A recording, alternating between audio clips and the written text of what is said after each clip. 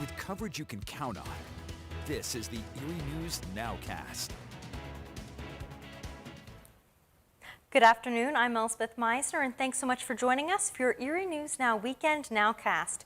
We start today with breaking news as Erie police believe a man and a woman died earlier this morning in a murder-suicide. Police say people on the 500 block of Lincoln Avenue heard screams and gunshots around 2 a.m. When police arrived, they found both a man and a woman, both deceased. Erie police are still investigating this incident. We'll bring you the latest once we know more. Turning now to news around the region today, Clear the Shelters is underway. It's a nationwide event to get pets adopted. Today, Erie News Now checked in with the Erie Humane Society. Many people already brought home furry friends with them today.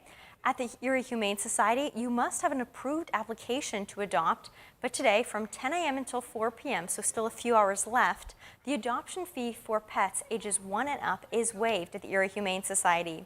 We caught up with one family who added a new member to their family.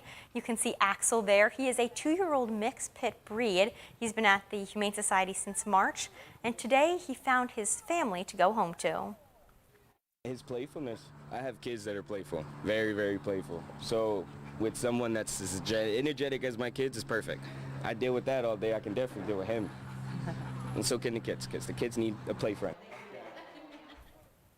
Certainly a sweet little dog there. And the Erie Humane Society isn't the only place who is participating in Clear the Shelters.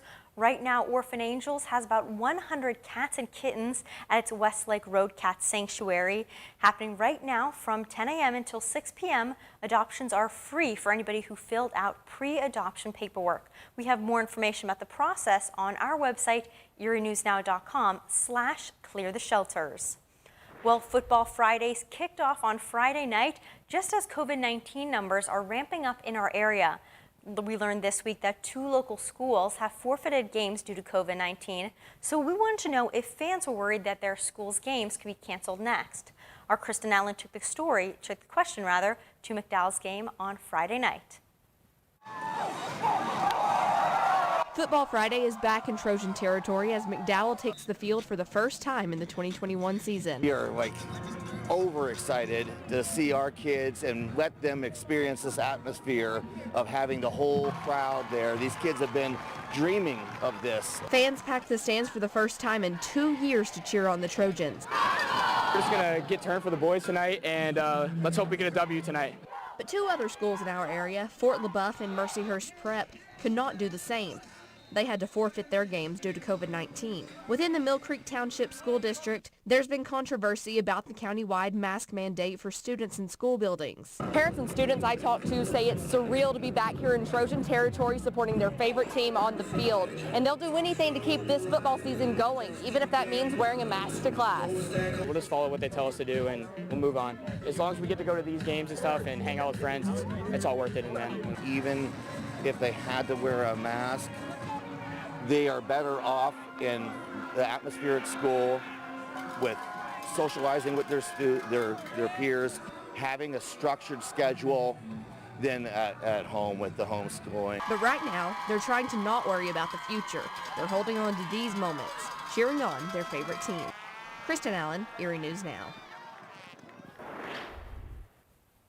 Meantime, as the Cambridge Springs Blue Devils geared up for their game, they said a prayer for a junior high student who's getting surgery yesterday.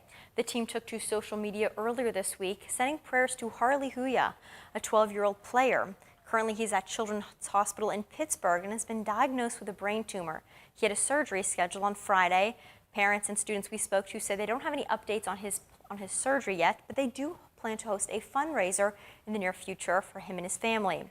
Students from Cambridge Springs wanted to send their well wishes to their classmate.